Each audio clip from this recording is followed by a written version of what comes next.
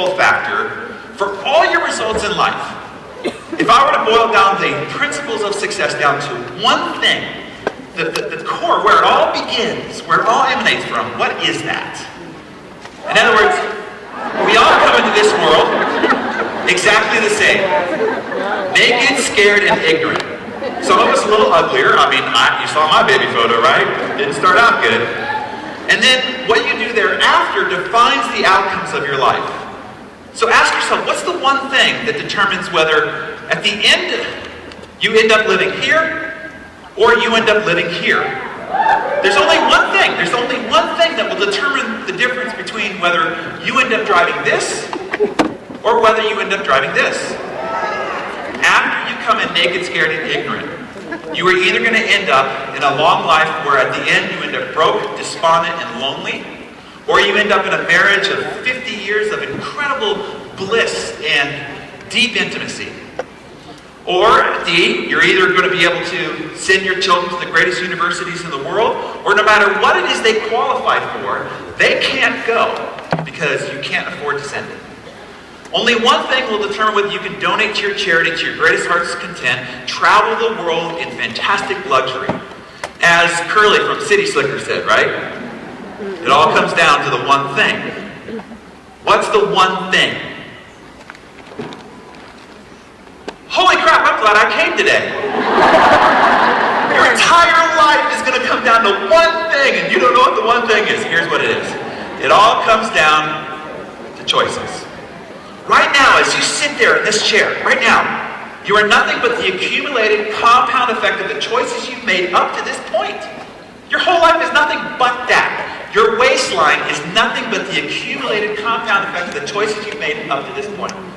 The intimacy of the relationships in your life, nothing but the accumulated compound effect of the choices you've made. Your income, the size of your organization, your bank account, nothing but the accumulated compound effect of the choices you've made. So if we're going to change the trajectory of your life, starting today, we have to go down to the core root cause of it all, and that is your choices. So now you might be asking, so choice is the first line of code in the operating system. You might be asking, what choices? Because we're faced with hundreds of choices all day throughout the day. What choices matter the most?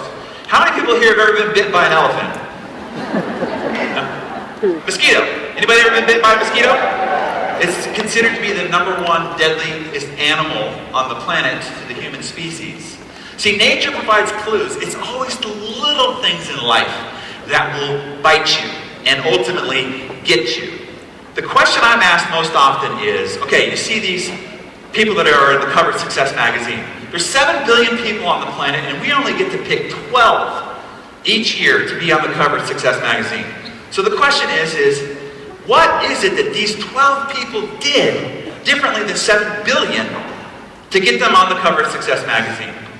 So let me first start with the things that they didn't do, because these are the myths that people believe these people did in order to get on the cover of Success magazine. So here's not the key to their great success. Any heroic feats. Nobody you see on the cover of Success magazine would be deemed a hero. They didn't do anything heroic. They also didn't perform any grand acts of bravery. This is another legend and myth in American culture, which is just leap and hope that the net appears. Oh, don't do that! Because you'll bounce really hard. Not have any quantum leap. You know, that thing where right place, right time, just all a matter of factor of timing. There wasn't any quantum leaps involved. And here's what it was a result of. If you want to know how to get on the cover of Success magazine or any fantastic success, this is the formula. Success is a result of small, seemingly insignificant, in the moment-to-moment choices. Small little choices, like, hey, at lunch, you go into a restaurant, you're presented with a menu, and a menu is what? Just a whole collection of choices. Do you choose the hamburger and fries, or do you choose the salad?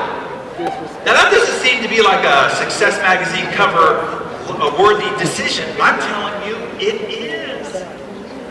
Small little choices like,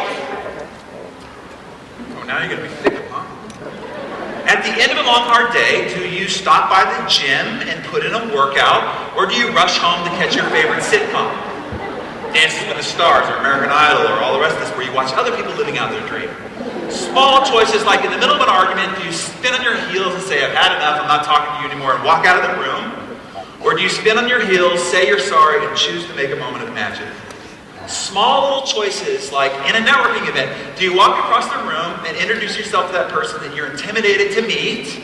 Or do you hunker down in fear one more time? Small choices, like at the end of a long day, do you put in a few more calls? Or do you simply just call it a day?